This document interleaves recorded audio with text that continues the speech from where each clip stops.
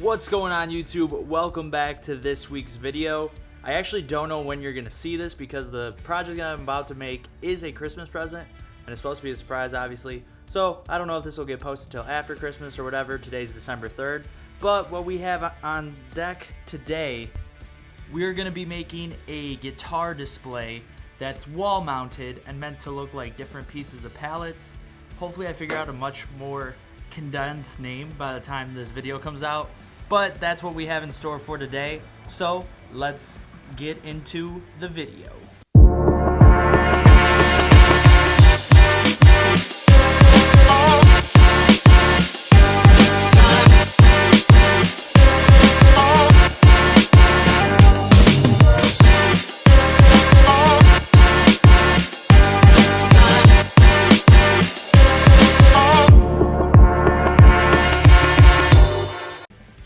With our materials for this build, we have 9 pieces of 1x4 pine and some pocket hole screws. I don't know if I'll need more 1x4. It's a possibility, but we'll see as we go. We're going to be making 3 cuts essentially. This will be my 4-foot cut pile, this will be my 5-foot cut pile, and then this would be my 6-foot cut pile. These are all 8 feet long pieces, so that should give us extra pieces to work with, and then I'm going to lay everything out and go from there. So nothing to it but to do it.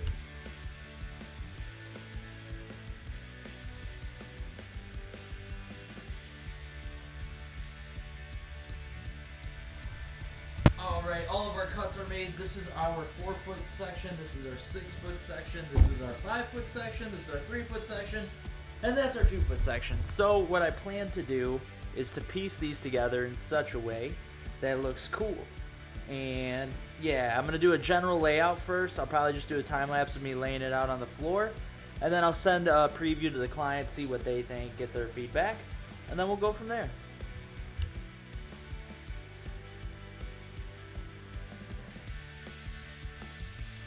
Alright, so as you can see here, we are now mocked up for a layout. This gets us to our 4 feet tall. We obviously have our few 6-foot pieces out there. I think I'm going to keep everything more in line. I'm just getting a general idea and layout. And if the client is okay with all of this, I will then go through each row and kind of like cut them randomly just to make it look like it's pieced together with different color palettes, because I do plan to stain all the pieces different colors. But this is just to get us a general idea of the layout. Alright, great news. The client loves how this is looking, as do I. So the next thing I'm going to do is actually sand all of this down and then chop each row into different random section pieces. And then we'll get to staining. Here we are now all sanded down. Again, I kept all the big pieces together. Obviously I have the few rows of 2 already. So now I'm going to just go through and kind of cut these randomly to create a nice little style and edge. This is all going to be your preference, how many pieces you want. If you even wanted this to all be connected like this, I think that's like a really good option as well. But I'm going more for the palette look. That's what the client wants. So I'm going to just kind of use my own judgment, stylize it a bit, and we'll make all these random cuts, and then we're going to label all of our parts and take them downstairs for staining. So I will see you once I'm done cutting and staining. Yeah. And now we're in the basement because wintertime in Michigan. You can see my basement renovation series is not going well. Anyways, back to this. Here we are. We are all cut up, so obviously now everything looks a little more pieced together. I initially put in this pine color because I thought it was a cool contrast. However, I'm not really loving how it's looking, and I sent it to the client. She felt the same way too. So what I'll actually end up, this piece is actually like this as well. What I'm actually going to do is take all these pine pieces, sand them down again to get that stain off, and then I'm going to use a whitewash stain, which I think will look a lot better, and it'll be a lot more versatile in more different spaces. So these are the different things you want to keep in mind when you're designing different pieces. So I'm going to do all that. Again, I'm going to do it off camera because it's so boring. Alright, so as you can see, we now have our white pieces in there. It looks much better in my opinion. And now we are going to take this row by row up back to the garage because we are going to do a bunch of pocket holes. Let's get into it.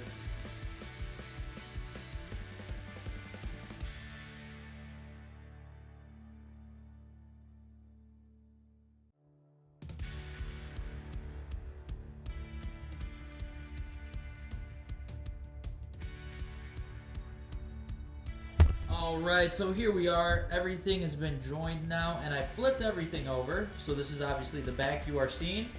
And I can't tell if the camera will be able to pick it up. Yes, it can. So as you can see, I put pencil marks everywhere on the back here. And what that is going to be is my indicator for where I'm going to create more pocket holes.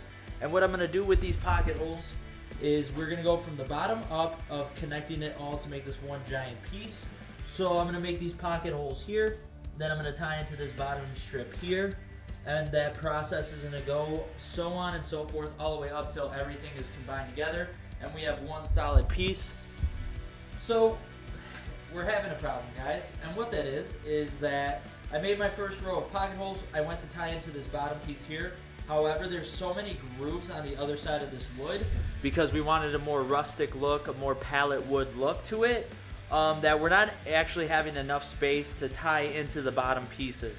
So what I'm going to do, which is what I was planning to do to reinforce this anyways, is I'm going to go buy probably like 3 pieces of 1x4, and we're going to cut them to length all along here, glue them onto the backs of these pieces as well as use my nail gun, and tie it all together and have it all tightly together. So we are adapting, we are overcoming, and we are going to have a W out of this.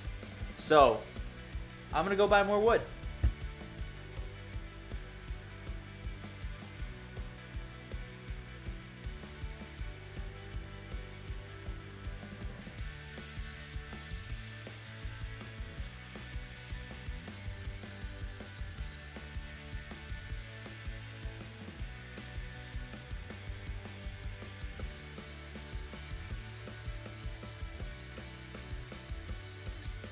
Alright guys, so as you saw, I have now 4 brace pieces on the back of this guitar pallet wall display.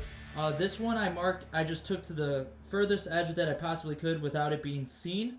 And then I went ahead and marked over 16 inches for these two, so that when they go to put this up, they're able to tie this into studs perfectly easily.